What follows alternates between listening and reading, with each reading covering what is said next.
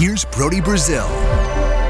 Lately, there's been a lot of question and conversation surrounding the A's as a business and how much money are they making and or losing in a single season alone.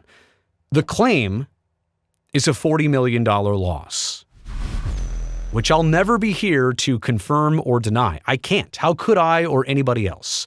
Nobody is privy to the books. Only a small circle of people very much on the inside. Teams across North America in professional sports, they don't open up the books to the general public unless they are publicly held, kind of like the Green Bay Packers. But that is definitely not the case with this version of the green and gold. So nobody's really going to find this out. I mean, don't get me wrong. Some of you are out there and smart enough to piece together the big contracts and numbers and information that you're privy to. Maybe there's more, maybe there's not. But how could any of us know for sure that this number is accurate or that it is an exaggeration? We don't know. But I'm going to sidestep for just a second. I'm going to translate the difference between losing money and the cost of business. I'm going to translate that to buying a house. And I hate the fact that I have to use a purchase price here of $750,000. I mean, you could pay that much for a house in different parts of the country. You'll get like a mansion. But here in the Bay Area, in a lot of counties, that's a typical purchase price of a house.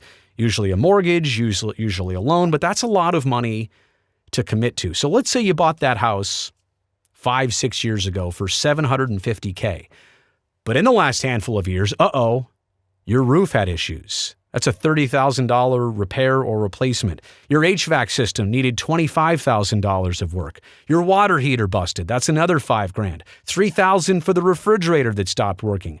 And the dishwasher needed replacement. That's $1,300.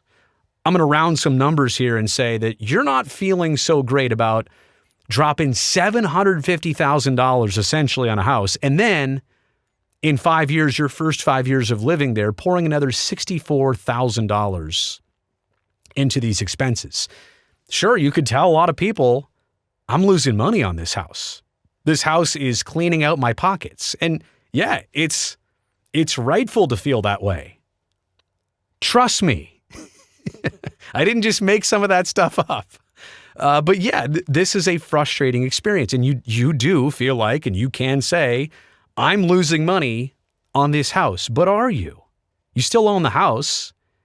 And the value of that house, let's just say that, in 5 years and the market goes way up and it appreciates so well that the value of that house goes up $500,000 in 5 years. That's also not unheard of here in Northern California. Might be on the high side, but that's not unheard of. So now the value of your house is $1.25 million in those 5 years since you bought it. So as we go back and really feel sore about the $64,000, yeah, you spent it. But if you wanted to sell that house, you could sell it for $500,000 more than you bought it for. You could make $500,000 like that. By the way, I would urge you to check out the taxes on that. Capital gains taxes on that. Be careful about this. I'm not providing you any financial advice here. But you see what I'm saying? You paid into something that's worth so much more now. So in essence, you had to do it. You live there. You still own this outright, all by yourself. Did you really lose $64,000, or was that the cost of doing business here? So let's now translate that into buying a professional sports team. The cost is obviously way different. This is a $200 million team that you just bought. And let's say that because of salaries or rent or employees or advertising was low or whatever it is, that you're losing $10 million a year for 10 straight years. So the A's say they've lost 40 in 1 year. Could they be losing that much on a year-to-year basis? I doubt it. Are other teams across baseball making money every year? Yeah, probably. Are some just breaking even? Yeah, probably too. I'm going to be on the aggressive side here and say you're losing $10 million a year for a decade. That's simple math. Even I can do that. $100 million expense across a decade to own this team. But you bought it for $200 million. And let's say that in that decade of time, it is now valued at $1.3 billion greater than you bought it for. And this is also a common situation. I can think of a few teams in sports that were bought for one price, and a decade later, they're worth so much more. In this case, the new value of your team is $1.5 billion. So remember that 10-year span and losing $10 million each year and that $100 million you lost? If I told you you need to give up $100 million to bring in the value of $1.3 billion, wouldn't you do it?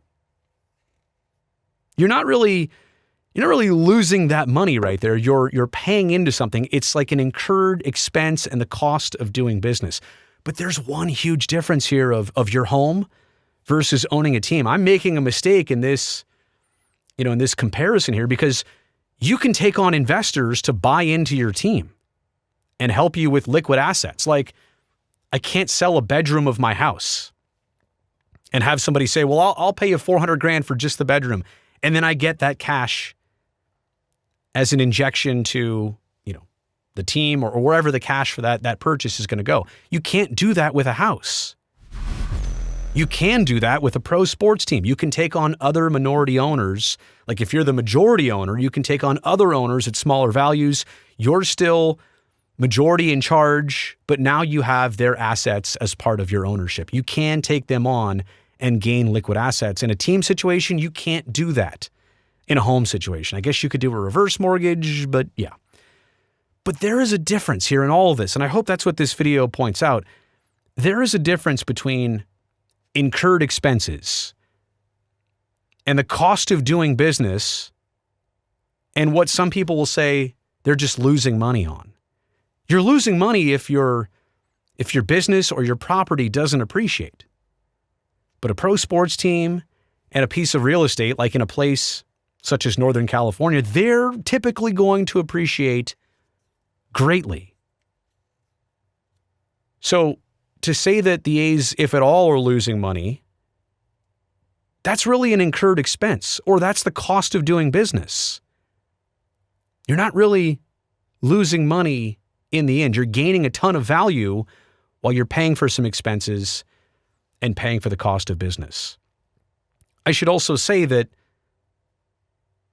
not every team is in this spot of even claiming that their expenses are greater than their income. A lot of teams are seeing more income than expenses. The A's obviously claim to not be in that situation. So just wanted to point it out as people evaluate the $40 million lost or some made or breaking even. Again, I can't even begin to go down that road. How will I ever know I'm delivering something accurate and truthful? I won't. But I do want to say what can be seen, and that is losing money and the cost of business are two different things. Thumbs up down below since you made it here to the end of this video. And don't forget, subscribe to the channel so I can definitely see you back here next time.